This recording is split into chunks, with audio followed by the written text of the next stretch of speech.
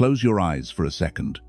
Picture the version of you from 5 years ago, the one who wrote down the goals, who made the promises, who whispered to himself in the dark, "This year is going to be different." Now open your eyes. Look at your life. Is it different? Because somewhere between the first journal entry and today, something happened. The goals stayed, but the fire went out. And you have been carrying the weight of unfinished ambition like a stone tied around your neck, dragging you deeper every year you don't reach the surface. And nobody told you the truth. Nobody told you that the goal was never going to save you, that the vision board was never going to build you, that every time you wrote "I want" at the top of a page, you were not planning. You were begging. Marcus Aurelius, Emperor of Rome, commander of the greatest military force the ancient world had ever seen, a man who held the fate of 60 million lives in his hands, a man who fought wars, survived plague, buried children, and ruled an empire that was always one revolt away from collapse. This man, this emperor, did not have goals. Read his private journal, the Meditations, search every page, look for the 5-year plan, look for the vision, look for the milestone he was chasing. You will find nothing. What you will find instead will change you, quietly, permanently, in a way that no motivational video has ever changed you before. Because what Marcus had was not a goal, it was a method. And the difference between a goal and a method is the difference between a man who drowns in the flood and a man who becomes the water. This is Imperial Mindset. And if you are still here, it means the comfortable version of self-improvement has already failed you. Good. That means you are ready for what actually works. But be warned. This is not inspiration. This is not a pep talk. This is surgery. And surgery requires you to be still. If you're here for principles that actually last, subscribe to Imperial Mindset. Let's start with the wound. Why do you set goals? Sit with that question. Don't rush past it. Why? Because you are in pain. Because something about your current reality is unbearable to you. And so, you reach forward into an imaginary future, and you build a version of yourself there, richer, stronger, loved, respected, and you call that version a goal. But what you have actually done is split yourself in two. There is the you that exists right now, and there is the you that will finally be worthy later. When the goal is reached, when the number is hit, when the body is built. And every single morning you wake up, you feel the distance between those two versions of yourself like a knife. Marcus Aurelius called this the fundamental disease of the human mind. He wrote in his Meditations, and hear this slowly, confine yourself to the present. Not the goal, not the destination, the present. Because the goal is a lie, you tell yourself to survive today. It is not a map, it is a painkiller. And painkillers do not heal wounds. They only make you comfortable enough to ignore them while they get deeper. Now here is what nobody will tell you about goals. Here is the thing the self-help industry has built $1 billion empire hiding from you. Goals make you fragile. Think about the last time you failed a goal that really mattered. Not a small one, a real one. The one you sacrificed for, the one you built your personality around, the one you told people about. What happened when it collapsed? You did not just lose the goal, you lost yourself, because you had wrapped your identity so tightly around an outcome you could not control that when the outcome disappeared, you disappeared with it. Marcus Aurelius watched this happen to men every day. Senators who built their entire worth around a political position, generals whose identity lived and died with military victory, men who were powerful until one turn of fate and then were nothing. He understood something those men never did. An identity built on outcome is a palace built on sand. It looks magnificent right until the tide comes in. The Stoics had a concept Marcus returned to obsessively. They called it the dichotomy of control, the clean, brutal division between what is yours and what is not. What is yours? Your thoughts, your effort, your character, the quality of your attention right now. What is not yours? The result, the outcome, the response of the world to what you do. Goals, by their very nature, live entirely in the column of things that are not yours. The promotion depends on a boss who may be irrational. The revenue depends on a market that does not care about your sacrifice. The relationship depends on another human being with their own chaos and their own wounds. When you chase a goal, you are betting your peace of mind on a column you do not own. Marcus called this madness. Politely, in the way that only a philosopher-emperor can call something madness while watching Rome burn outside his window. So, what did he replace it with? He called it to kathekon, the appropriate action, the right thing, done rightly, in this moment, regardless of outcome. Not a destination, a direction.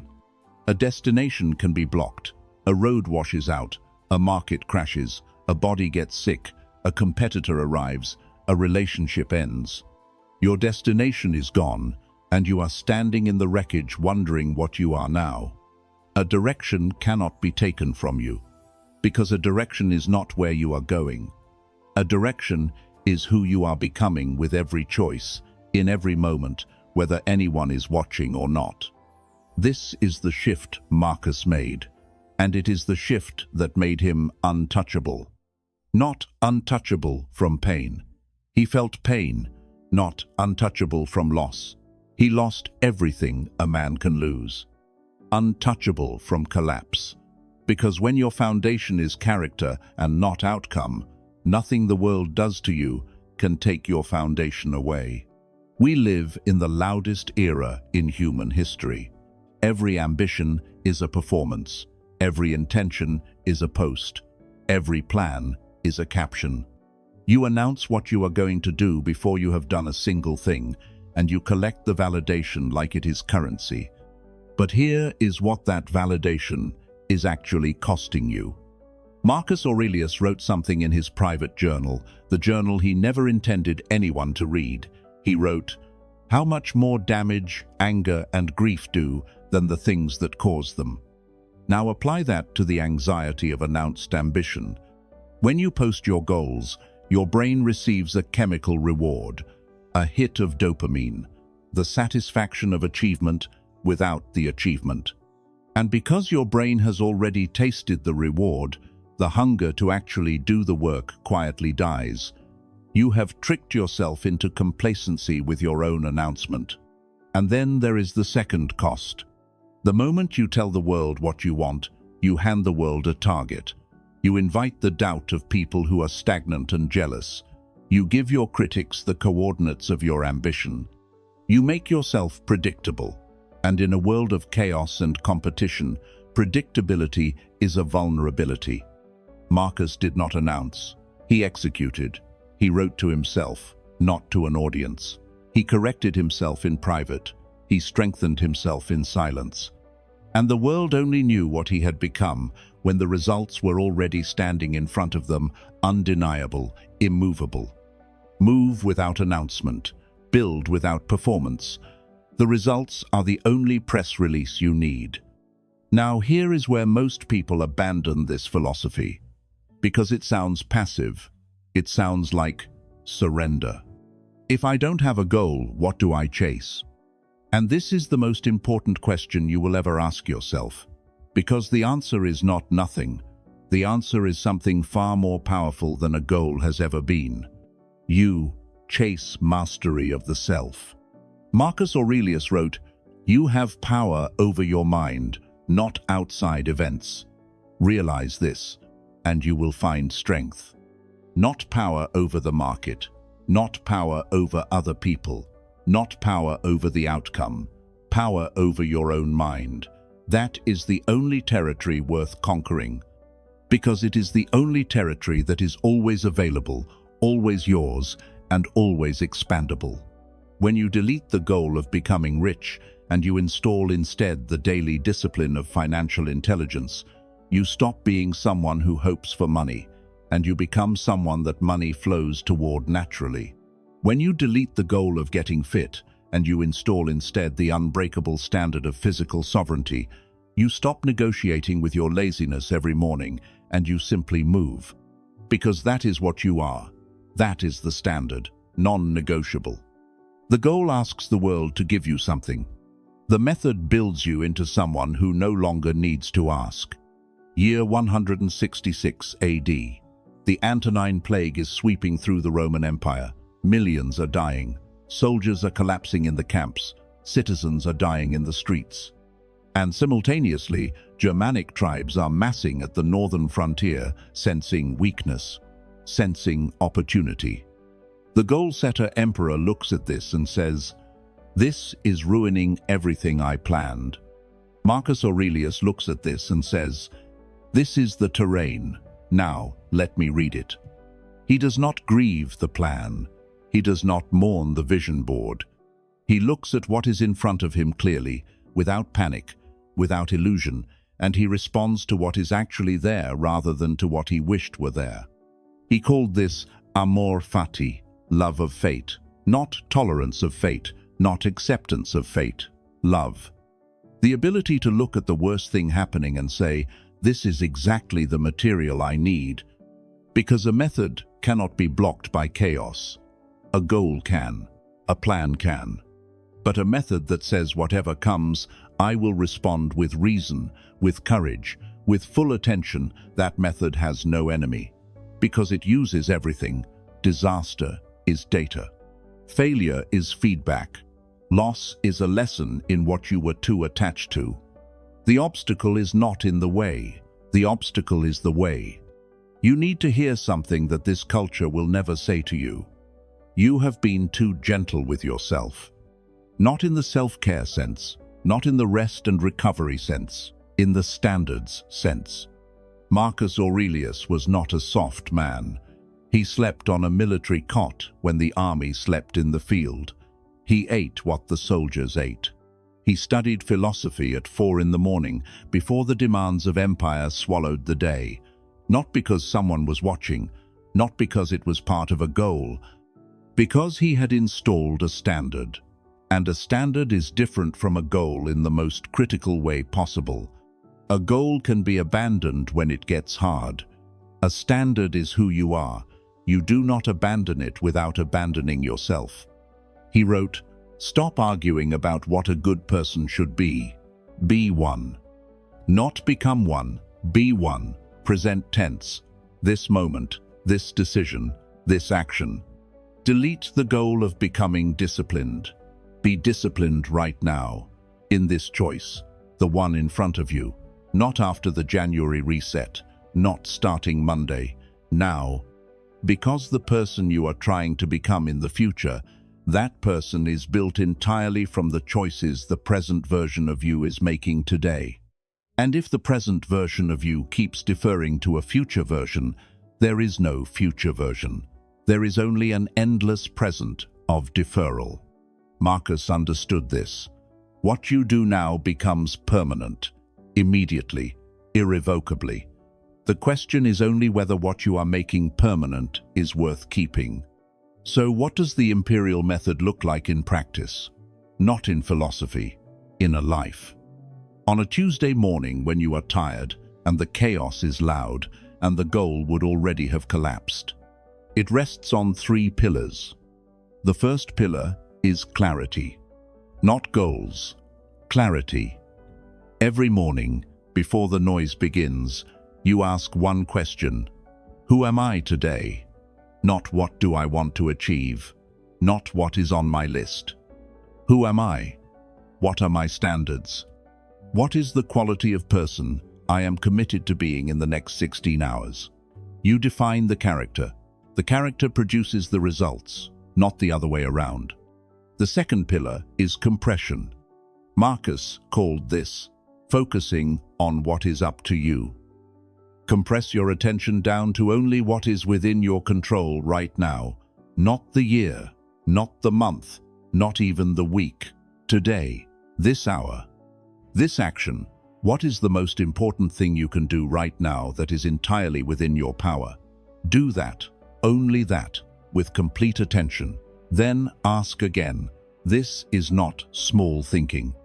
This is the elimination of wasted energy, and wasted energy is why talented people stay mediocre.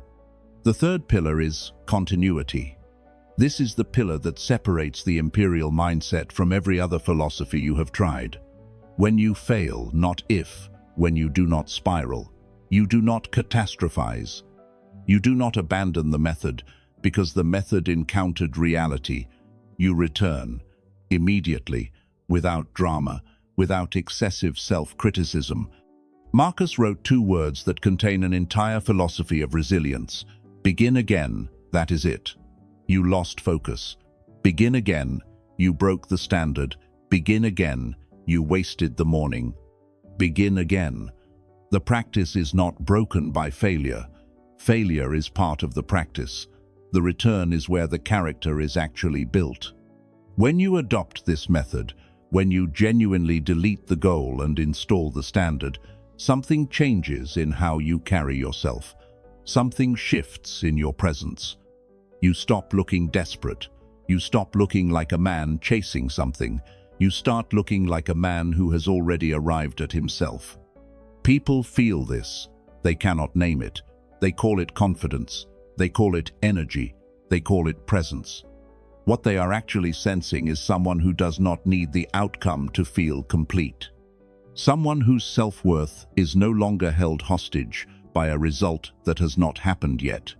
In a room full of anxious goal chasers, the person with a method is a different species entirely, still, certain, watching.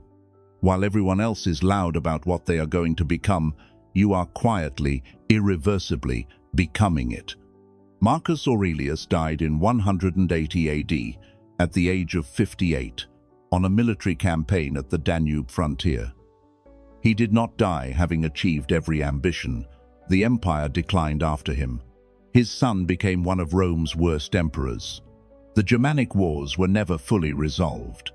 By the measurement of goals, he was a partial failure. By the measurement of his own philosophy, he left behind a private journal of such clarity, such brutal self-honesty, such philosophical precision, that it is still being read, studied, and lived by some of the most effective people in the world 2,000 years later. He did not conquer a territory. He conquered himself.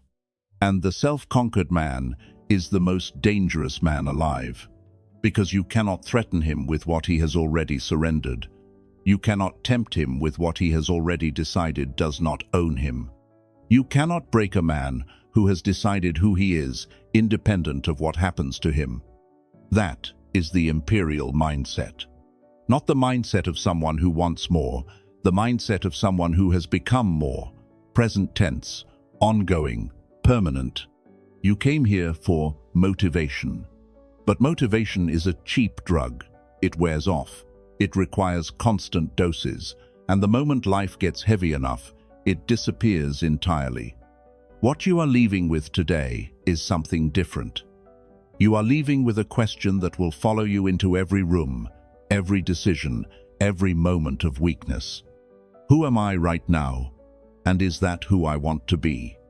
Not who will I be when the goal is reached. Who am I right now? Because right now is all that has ever existed. Right now is all that will ever exist.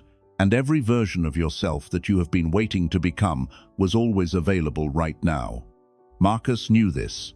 He wrote it to himself in the dark, with no audience, no algorithm, no applause. The first rule is to keep an untroubled spirit. The second is to look things in the face and know them for what they are. Keep the spirit untroubled. See reality clearly. Act with full integrity. Return when you fall. Build without announcement. Execute without permission. That is the method. That is the empire built not of stone, but of standard. If this struck something in you, something you have been carrying without words, then you are exactly where you need to be. Subscribe to Imperial Mindset. Hit the notification bell so you never miss a drop. Every video on this channel is a step deeper into the philosophy of self-mastery. Not motivation, not hype, method. If this video gave you something real, share it with one person who needs to hear it. You already know who that person is. And if you are ready to go deeper right now, the next video is already waiting for you. We go into the one trap that has destroyed more capable people than failure ever has. It is not laziness. It is not fear. It is something far more subtle, far more dangerous, and far more invisible. The Stoics called it passion, not in the romantic sense, in the sense of being acted upon rather than acting, being driven by emotion rather than reason, being reactive in a world that rewards the deliberate.